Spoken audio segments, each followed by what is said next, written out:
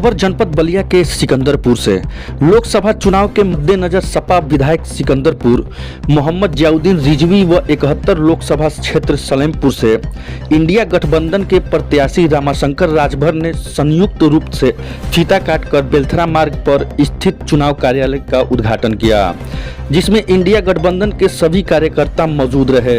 इस दौरान पदाधिकारियों एवं कार्यकर्ताओं से चुनाव की विस्तृत रूप से चर्चा किया गया। आइए देखें इंडिया गठबंधन के प्रत्याशी रामाशंकर राजभर ने इस अवसर पर क्या कहा। इस मौके पर क्या कुछ बताना चाहिए आप?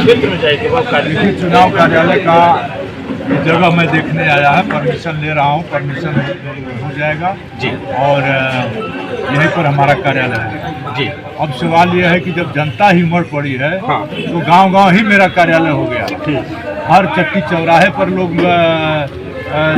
जगहों पर बैठ करके मेरे लिए वोट मांग रहे हैं। हाँ। और पूरे विधानसभा के कार्यकर्ताओं की सूचना के लिए इससे ठीक जगह नहीं हो सकती और यहाँ के कार्यकर्ता यहीं से मिल करके हमें सारी रिपोर्टिंग करेंगे, क्योंकि हमारे नेता माननीय अखिलेश यादव की कृपा से कांग्रेस पार्टी, आम आदमी पार्टी, कम्युनिस्ट पार्टी, जन अधिकार पार्टी और वीआईपी पार्टी के सभी कार्यकर्ता और मेरे समर्थकों और वो सभी लोगों को मिला करके भारी वोट तैयार हो गया जी।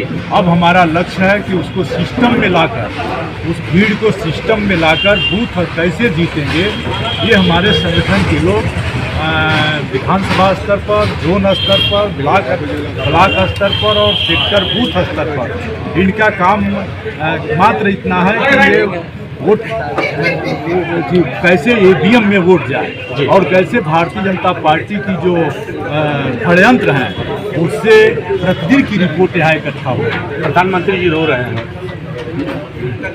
दुनिया को, पूरे दुनिया और देश को रुलाने वाला रोएगा ही।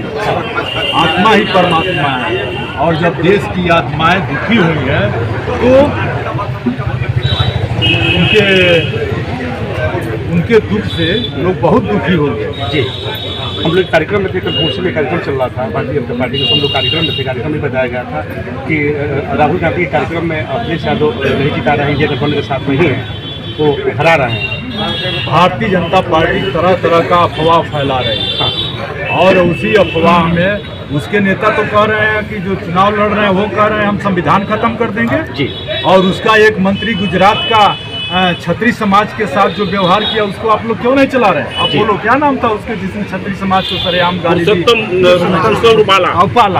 पुरुषोत्तम उपाला ने गाली दी। गुजरात, राजस्थान, पूरा उत्तर प्रदेश संपूर्ण छात्री समाज को गाली पड़ी है जी। तो छत्री समाज को जब गाली पड़ेगी तो प्रधानमंत्री को रोना ही पड़ेगा जी। प्रधानमंत्री जी भी कह रहे हैं कि हमने उजाला योजना की शुरुआत बलिया से किया था, महिलाओं को आंसू पोंछने का काम किया। दरअसल हमने महिलाओं को रुला रहे हैं। हाँ। रुला रहे हैं। कोरोना टीका में कमीशन लिया और देश को 40% आबादी को हार्ट अटैक और ब्रेन हेमरेज के हवाले कर दिया जी।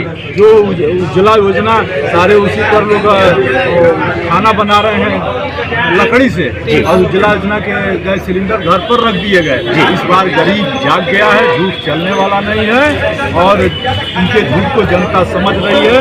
पहली बार महंगाई, बेरोजगारी, भ्रष्टाचार, पुरानी पेंशन और गरीबों के मजदूरी बढ़ाने को लेकर के और महिलाओं ने समझा है कि हमारे नेता अखिलेश यादव ने कह दिया है कि जी तुमको 1100 का गैस सिलेंडर दिया लेकिन वो भरा नहीं रहे हैं। इसीलिए हमारे नेता अखिलेश यादव ने अपने मैनिफेस्टो में कहा है कि हम 3000 रुपया महीना गरीब महिलाओं को देंगे। तो अब कहीं कोई लड़ाई नहीं है। भारतीय जनता पार्टी अब लड़ाई से बाहर होती जा रही है। इंडिया गठबंधन की सरकार बनी। सलेमपुर में 5 राउंड भी भारतीय जनता पार्टी के काउंटिंग एजेंट नहीं रुकेंगे। धन्यवाद।